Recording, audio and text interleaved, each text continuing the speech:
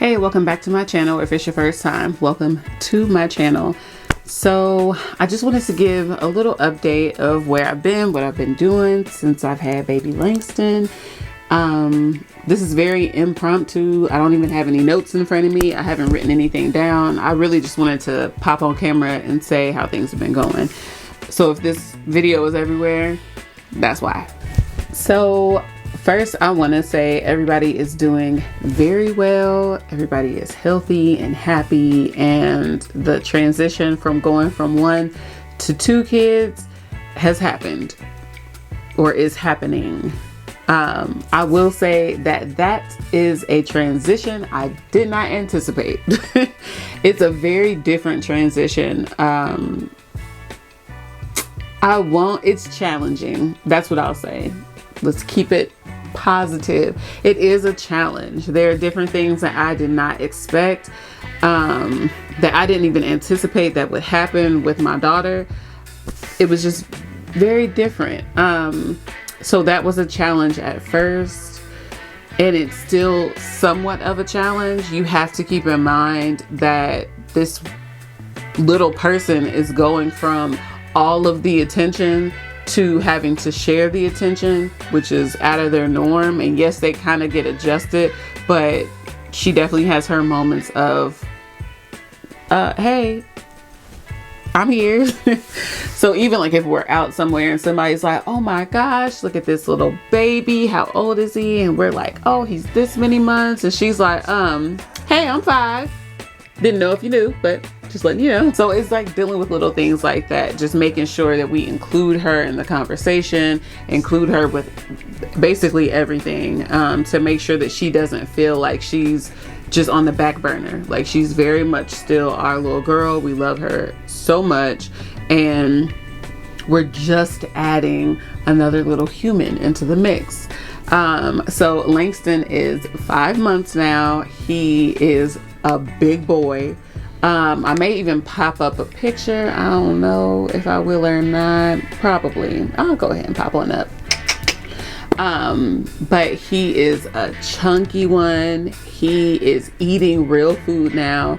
I feel like this process happened quicker with him, even though we waited the same amount of time. It just seems like everything is going a lot quicker with him. Like, he's already sitting up by himself. It seems like he's been teething for the past month, which was a lot sooner than my daughter, because I don't think she got her first teeth until she was like 8 or 9 months. But it seems like he is well on his way to getting his. So it's just interesting to see the differences. I'm always looking back at old videos of her to kind of see like, oh, okay, this is what she was doing at this age. Maybe he'll start doing it. And even like trying to recreate similar videos between the two of them.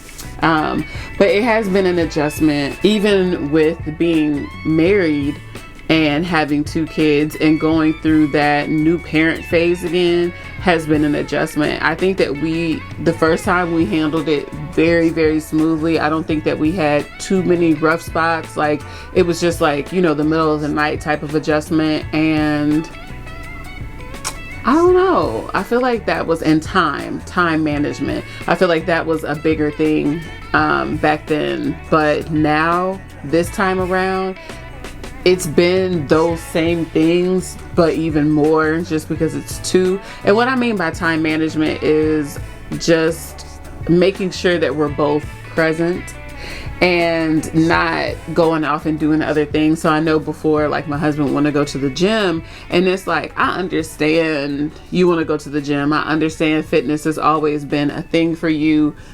Great and wonderful. I always want you to continue to be who you are. However, we have kids now and he goes to work, and so he goes to work at a physical job sometimes, and I work from home essentially. So I'm home with both of the kids because neither one of them are in daycare. So I'm home with both of them all the time. And it's almost like when you hear, oh, okay, I'm about to go to the gym, it's like, oh, no. Mama needs help. Mama needs help. And one thing that I've had a recent, I guess you could say, like, revelation with I didn't know what to call it before. It's like when you're in the midst of doing things with your kids and like one might be crying and then one is singing or yelling or playing really loud, and you get that feeling of like, like you're getting super overwhelmed. Like you have this huge overwhelming feeling of being overwhelmed and not really knowing what that is. And now I understand I'm being overstimulated. And I've always thought of that with just babies. I used to see it sometimes in my daughter, and I see it now with my son. When it's a lot of people around or when it's a lot happening around him, it's like he can't take it and he instantly will start crying. And she did the same thing. But just babies in general, they will get overstimulated because it's too much at one time. And then I had to sit back and think, like, that's what's happening with me. I am getting overstimulated. It's way too much happening at one time. And it might not just be what's happening physically in the house or like what I can hear in the house. It's also with my thoughts, with knowing I need to clean, I need to do laundry, I also need to start cooking, or at least take something out for my husband to cook. And then it's like, oh, he needs to be changed, and I asked her to do this and she didn't do it, so I gotta ask her again, and she's coming back asking me questions. He's moving around, he pooped, now I gotta change his diaper again. It's just a lot of things happening at one time, and overstimulation happens.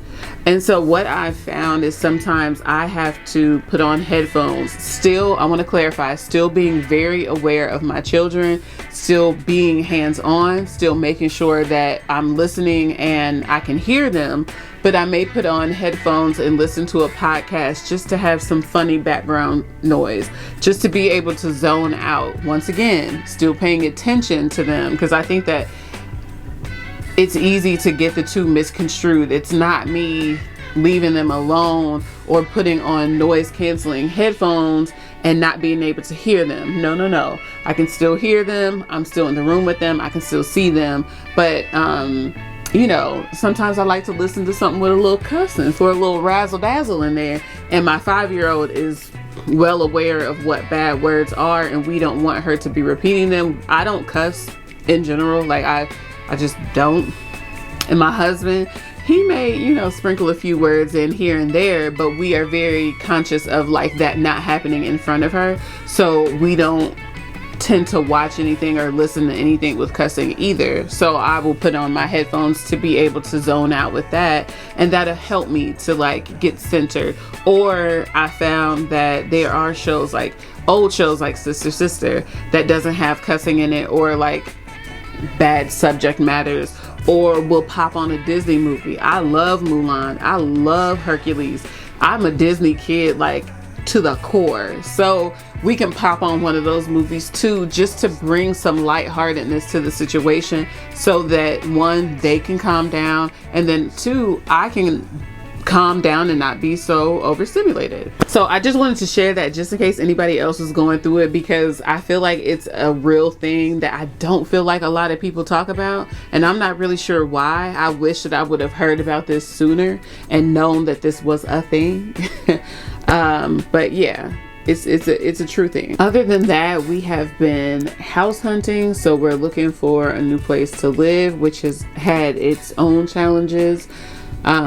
We're looking to see what we want to do with that, which whatever happens, I'll share some more details with that. I don't want to be too detailed right now, but we're just trying to look at where we want to be right now as far as a home. I've really been trying to focus and hone in on creating more, because I do feel like that is what I've wanted to do for such a long time. That's what I do professionally now, whether that is my photography business or my influencing business or content creating business. Both of them are in the creative field.